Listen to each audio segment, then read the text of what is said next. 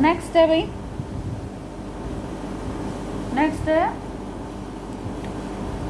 Disease and it's causes, या फिर ये कह सकते हैं काजेज ऑफ डिजीज। एक डिजीज के कौन कौन से काजेज हो सकते हैं, मतलब कारण हो सकते हैं जिसके कारण कोई भी बीमारी हमें होती है।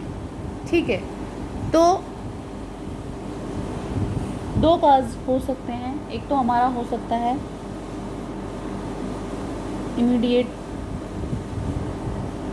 काज, दूसरा हो सकता है हमारा कॉन्ट्रीब्यूटरी काज।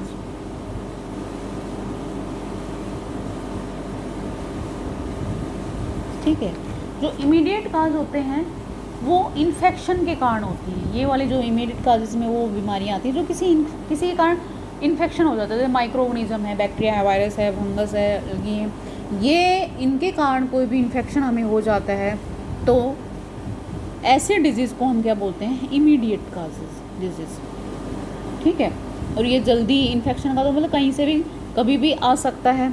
ठीक है, तो ये कह सकते हैं immediate causes of disease are those causes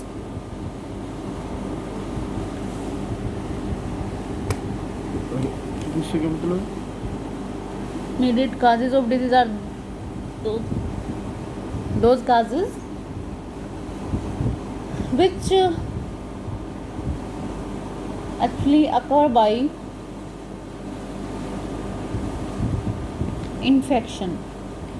infection of micro organism. किसी माइक्रो ऑर्गेनिज्म के इन्फेक्शन के कारण जो बीमारियां होती हैं उनको हम क्या बोलते हैं, वो किसके अंडर आती हैं, इमीडिएट काजेज के अंडर आती हैं। ठीक है, दूसरा जो हमारा आता है वो आता है कॉन्ट्रीब्यूटरी।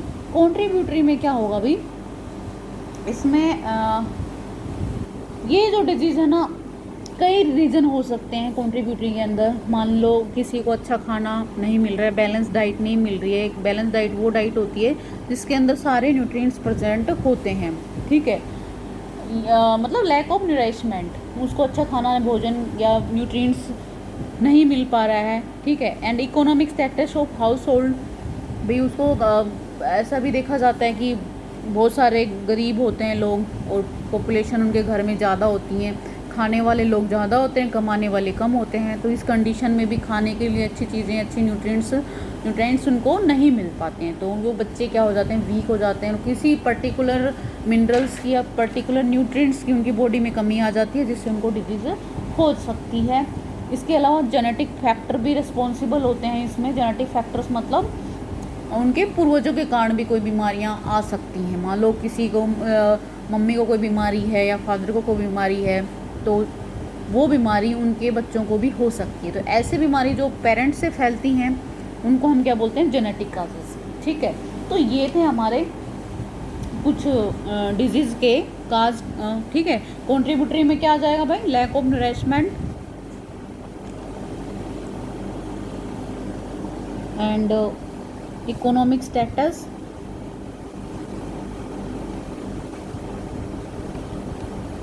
ठीक है, और जेनेटिक फैक्टर आ जाते हैं। क्या आ जाते हैं, जेनेटिक फैक्टर। इसके अलावा और भी कई काजेज हो सकते हैं हमारी बॉडी के अंदर, जैसे कि थर्ड काजेज आते हैं इंटरनल फैक्टर। कौन से आते हैं, इंटरनल फैक्टर्स। इंटरनल फैक्टर्स का मतलब होता है हमारी बॉडी के अंदर किसी की कमी के कारण। ठीक है, हमारी बॉडी में कोई चीज़ की कमी है। ठीक है, मतलब ये हो सकता है कि भाई हमारा स्टमक अच्छे से काम नहीं कर रहा है, हमारी किडनी अच्छे से काम नहीं कर रही है, हमारे बॉडी के इंटरनल पार्ट जो हैं वो किसी भी इंटरनल पार्ट्स में कोई भी डिफेक्ट है, कोई कमी है, उसके कारण हमें कोई बीमारी होती है तो उसको हम क्या बोलते हैं, या फिर किसी न्यूट्रिएंट्स की, किसी विटामिन्स की कमी है। ठीक है, प्रोटीन से, ये सब इंटरनल फैक्टर हमारी बॉडी के अंदर कुछ किसी कमी के कारण जो होती हैं, ऐसे डिजीज़ को हम क्या बोलते हैं, वो किसके अंडर आती हैं, इंटरनल फैक्टर के कारण आती हैं। मतलब इंटरनल फैक्टर भी हो सकते हैं किसी भी डिजीज़ को होने के लिए। ठीक है, एक होता है एक्सटर्नल फैक्टर। कौन सा होता है, एक्सटर्नल फैक्टर। एक्सटर्नल फैक्टर्स में क्या होता है कि फैक्टर्स आउटसाइड द बॉडी, ये तो वो फैक्टर्स होते हैं जो फैक्टर्स इनसाइड द बॉडी। और ये वो होते हैं फैक्टर्स